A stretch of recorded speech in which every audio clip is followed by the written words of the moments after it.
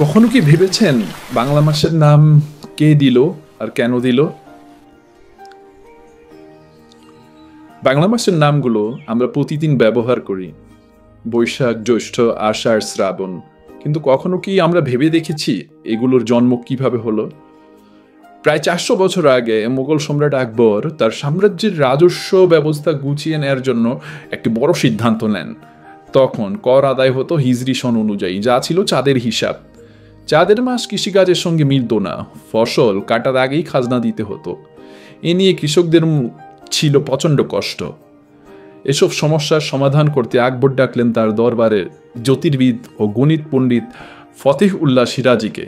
তিনি বাংলার ঋতু, কৃষিকাজ, সূর্যচক্র আর নক্ষত্রের অবস্থান বিশ্লেষণ করে তৈরি করলেন নতুন এক বর্ষপঞ্জি, ফসলি সন, যা পরবর্তীতে বাংলা সন নামে পরিচিত হয়।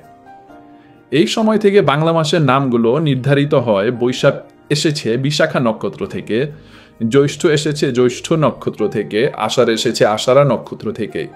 শ্রাবণ, ভাদ্র, আশ্বিন সবগুলোরই আছে আলাদা জ্যোতির্বিদ্যাগত ব্যাখ্যা।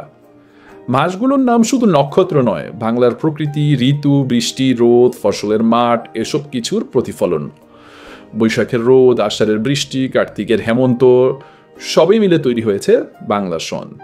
অতএব বাংলা মাসের নাম কোনো হঠাৎ সিদ্ধান্ত নয়, বরং বৈজ্ঞানিক, প্রকৃতি নির্ভর, কৃষিভিত্তিক এক ঐতিহ্য যা সারা বাংলার জীবনে ছড়িয়ে আছে। আমরা যখন বলি বৈশাখ এসেছে বা আষাঢ়ে বৃষ্টি, তখন আমরা শুধু মাস বলছি না, আমরা বলছি ইতিহাস, প্রকৃতি আর বাংলার মানুষের জীবন গাথা। এই কারণেই বলা হয় বাংলা মাস শুধু সময়ের হিসাব নয়, এটি আমাদের সংস্কৃতি, শিকড় আর আবেগের অংশ।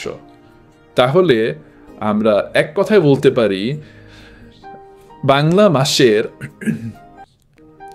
সন, এটি বাংলা, এক কথায় বলতে পারি বাংলা মাসের সন হচ্ছে একটি ফসলি সন, যা পরবর্তীতে বাংলা সন নামে পরিচিত হয়।